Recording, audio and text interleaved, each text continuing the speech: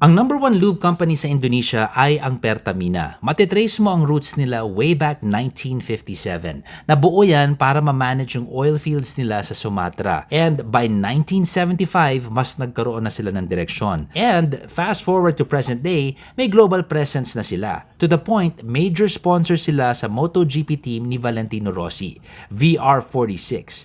And yun nga, papunta na sila sa Pilipinas. Maraming planta ang Pertamina at yung dinalaw natin sa Jakarta ay nasa 12 hectares. Sobrang laki. Nakakasindak talaga. First time para sa akin ito na makakita ng oil refinery plant na ganito katindi. And I learned a lot.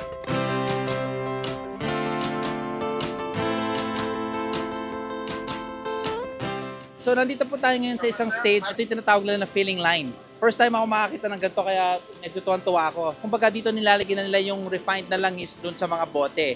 Pagpunta sa bote, may labeling pa silang gagawin. And dun sa labeling, dun na ipoproceed ilalagay na sa mga kahon. Ito palang stage na to, one of many stages, ang laki na talaga.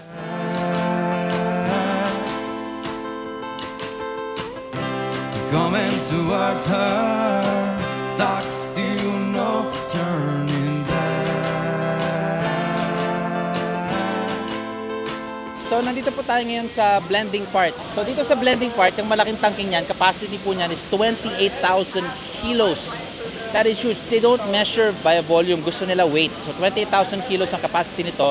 Diyan sila nagbe-blending. It's called the ABB machine or automatic base blender machine. From here, finished na siya. You see those pipes over there? Diyan nila idadaan yung refined oil papunta doon. Ando na yung finishing. And it takes them only 1 hour. Days are over, the dark days are done, the hard days are coming, so you better run, run fast for your mother, run fast for your father, run for your children. So akala ko na wala nang ilalaki pa to, 12 hectares, di ba? Dinala pa kami outside that compound at nandito tayo ngayon sa Lubricants Technology Center. Dito yung R&D nila, Research and Development, kung saan inisip nila yung mga ibang ways kung paano ma-improve pa yung kanilang langis, yung kanilang product. Yung research and development nila is constantly adding new formulations. Natanong ko yan sa kanila, ano pa ba ang pwede nating improve sa langis? Diba? Parang in this day and age, in this century, diba parang dapat na perfect na natin ang technology ng langis? Hindi ba nasagad na? They have about 40 new formulations a year and they have a library of oil formulations in the thousands. Bakit ang dami kamo? Ganyan sila kapulido in keeping up with new engines. So yun. As the engine evolves, the oil evolves as well. Pertamina produces a staggering 40 million liters of oil a year. Now that's a lot of oil. And because na-monopolize nilang Indonesia, this is state-owned by the way, gobyerno ang may-ari, they are now looking to expand their footprint globally. And because they are state-owned, they have a lot of leeway for research and development. Nagkaroon kami ng product presentation and it was pretty evident na very sophisticated ang Pertamina. Sila din yung OEM oil ng Honda, Kawasaki, Suzuki at Yamaha. Kaya nila i-produce ang oil requirements nila to the letter. Ganyang kalaki yung trust ng mga brands na ito sa Pertamina. Ang isa pang natutunan ko ay meron din silang facility doon na parang ospital.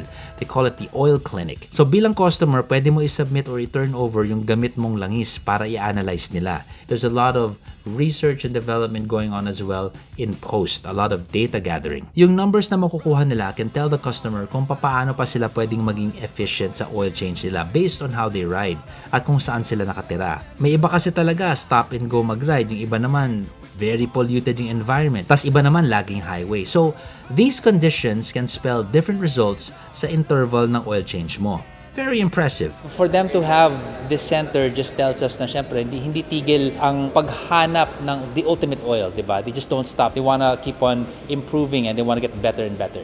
Yung portfolio nila sa langis spans all markets. We're talking about yung pang araw-araw na oil, kaya nila. Tapos yung pating pang MotoGP levels, kaya din nila. Ganon kalawak ang kakayahan ng Pertamina. They can serve everybody. All your oil needs. Nakakatuwang isipin na may mga ganto pala. Di ba yung akala mo, alam ko na lahat ng mga oil brands out there. Tapos yung pala, may ganto, may Pertamina pa pala. We are with Siafa, our Vice President for Sales here in Pertamina. We are in Indonesia. What are the plans with your partnership with the Philippines? What are we going to look forward to in our country with you guys on board? Philippines, one of the important market for us. All the technology, engine technology, like motorcycle, is most similar with us. So Philippines, I think, will be play an important role for us expanding our overseas market. What I am looking forward personally is how you guys have been supporting racing. Can we also see that support in the Philippines one day? Yeah.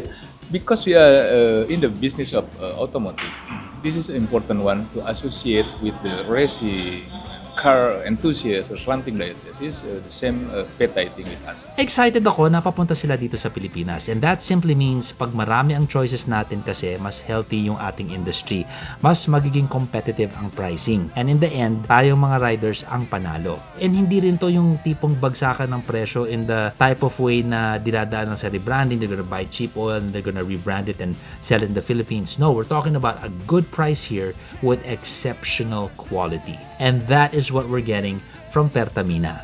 Welcome sa Pinas. The more the merrier. Sir Sakpo reporting from Jakarta, Indonesia. Ciao.